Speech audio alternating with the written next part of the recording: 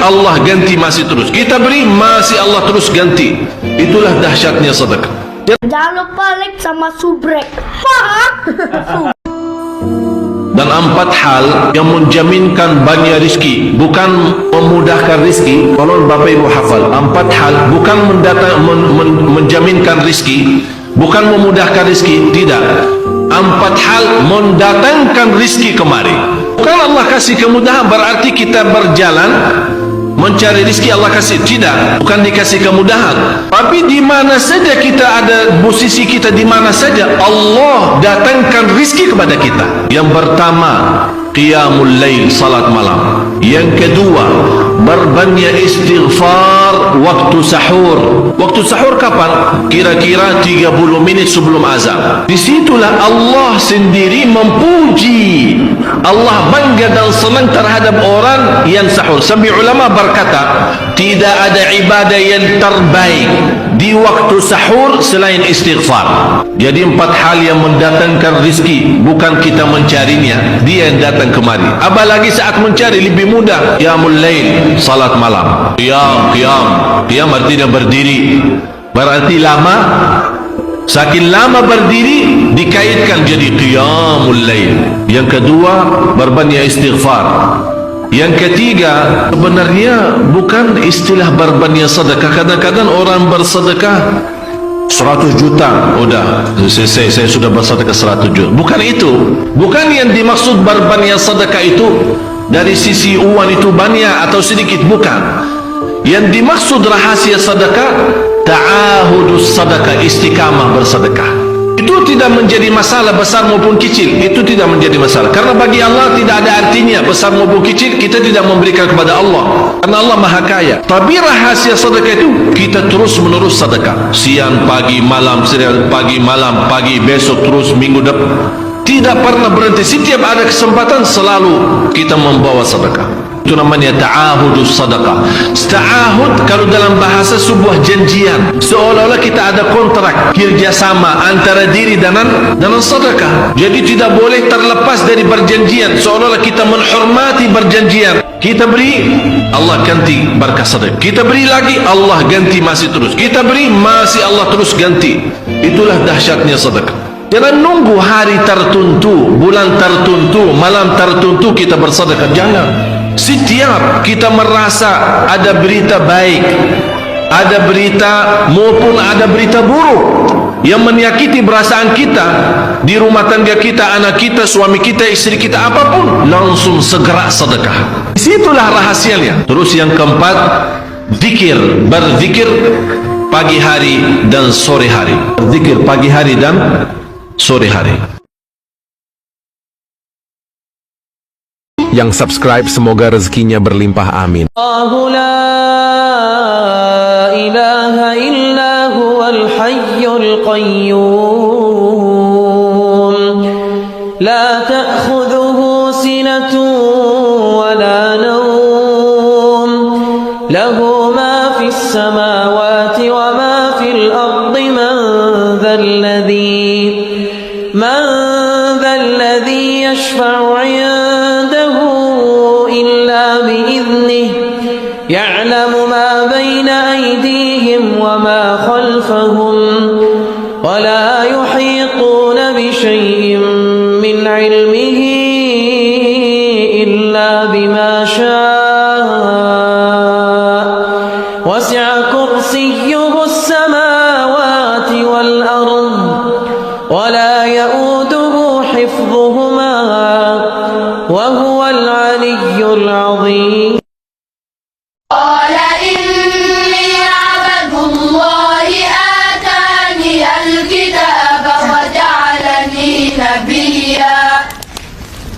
وجعلني مباركا أينما كنت وأوصاني بالصلاة والزكاة ما دمت حيا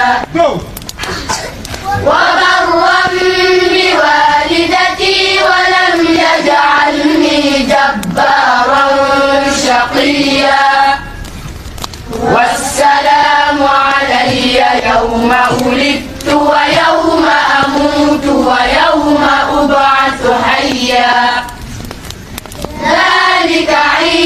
ابن مريم قول الحق الذي فيه يمترون.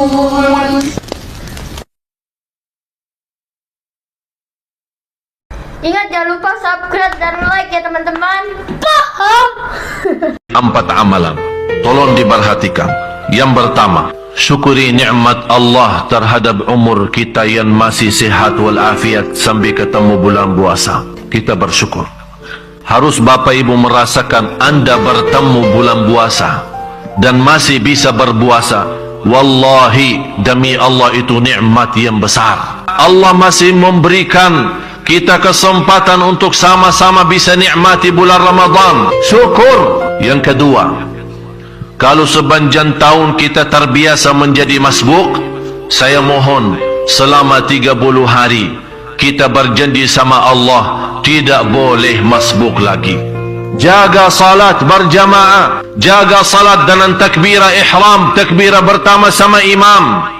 Jadikan 30 hari menjadi orang-orang yang sempurna iman dan sempurna takwa dengan menjaga salat, karena salat kunci takwa, salat kunci sabar, salat kunci rizki, salat kunci keselamatan, salat kunci segala urusan kita dunia akhirat dan lahir batin.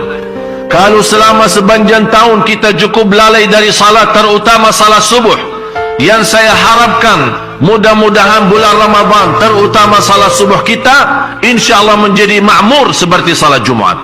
Yang ketiga, perhatikan Al-Quran. Bukan hanya setiap hari.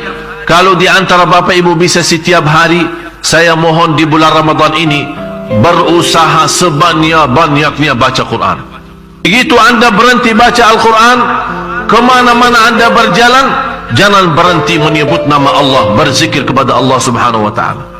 Ya ayyuhalladzina amanu dzkurullaha dzikran katsira. Hei orang beriman, berzikir kepada Allah sebanyak-banyaknya. Di panjang jalan, jalan kaki, naik motor, naik mobil, di mana saja berada, dalam keadaan wudu, tidak wudu, suci, tidak suci, menghadapi kiblat atau tidak, berdiri atau duduk atau baring, tidak berhenti berzikir kepada Allah. Karena orang munafik berzikir, orang mukmin berzikir, tapi beda mukmin sama munafik. Orang mukmin berzikir sebanyak-banyaknya, orang munafik berzikir tapi sedikit.